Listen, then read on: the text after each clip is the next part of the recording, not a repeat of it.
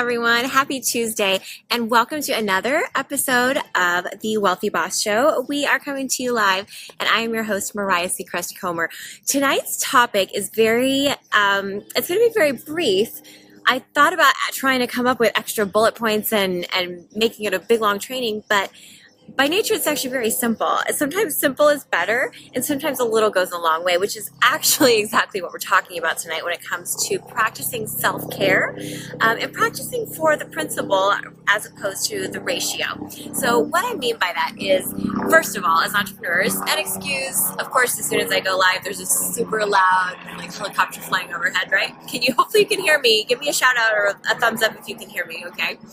So as entrepreneurs, it is very easy, especially in the early years of building our business. We're maybe still working full-time day jobs or working our business on nights and weekends, or maybe we're just starting to go full-time, but we haven't really built up that profitability yet to where we have an entire team behind us. So as entrepreneurs, it's very easy to put our own self-care to the back burner and just try to wait for that someday when we've arrived in our businesses or we've hit some milestone, and then we think we'll start taking care of our bodies or our spirits or even our minds and taking time off. It's very easy to defer that.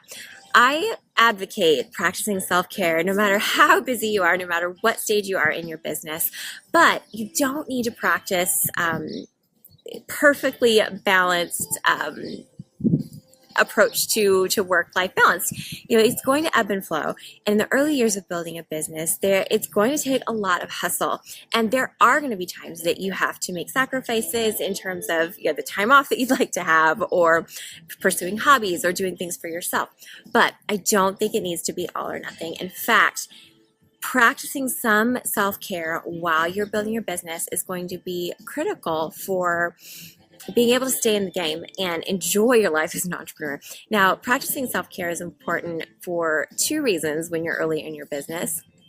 First of all, it's just going to help give you that sustainability that you need.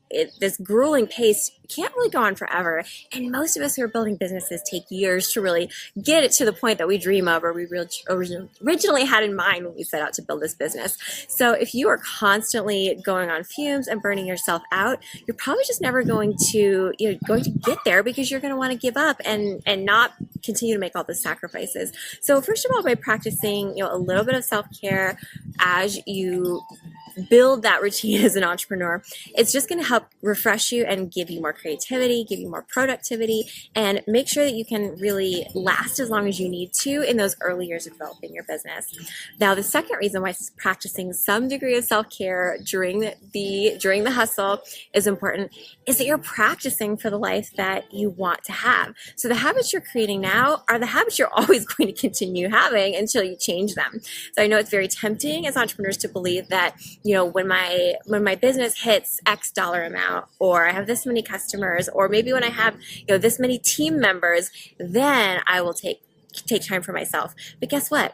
That doesn't happen. I've had clients who have reached that 6-7 figure mark in their business, but they're so primed to the hustle that they had a hard time letting go, even though financially they didn't need to hustle like they used to, and team-wise they had plenty of support, right? So we're always going to continue with the same habits that we've had all along. So that's why it's important to practice self-care for the principle, even if not for the ratio, if you're still in that hustle phase in your business. So what I mean by practicing for the principle as opposed to the ratio is just giving a little nod to self-care, whether that's a short workout or taking time to pursue, even if it's just once a week, pursuing a hobby that is important to you, or spending time with your family, or even incorporating something fun into your business. For example, the past few Wealthy Boss shows I've done while spending time with my family. They just left me, but my husband and my dogs and I are on a little walk at the local park, and so we incorporated that to what I'm already doing in my business. So practicing for the principle means that even if you're not really at that stage of what you would call work-life balance, that's okay. Erase that pressure to feel like, in those early years that you're going to feel totally balanced. You're not. So if you feel like you're already putting pressure on yourself to feel totally balanced and that this is a perfect routine for you, don't worry, you don't need to feel like it's a perfect routine. There's a reason you're hustling to get to a better space, right? But then practicing that self-care ensures that you're going to have those habits intact for life. And you can always increase the volume. So say, you'd like to have, say you'd only like to work 4 days a week. And thank you so much for is that a flower? I don't think I've seen that yet. Thank you for the flower. So what that means is you can increase that volume as your business allows you to, but just by making little bitty nods, it's like you're paying your respects to the habit of self-care. So if your dream is to work, eventually only work 4 days a week, well, at least make sure that you're giving yourself 1 day off a week. Or, if your dream is to have massage every week. That's my dream. My dream is to have like a happy hour massage every Friday.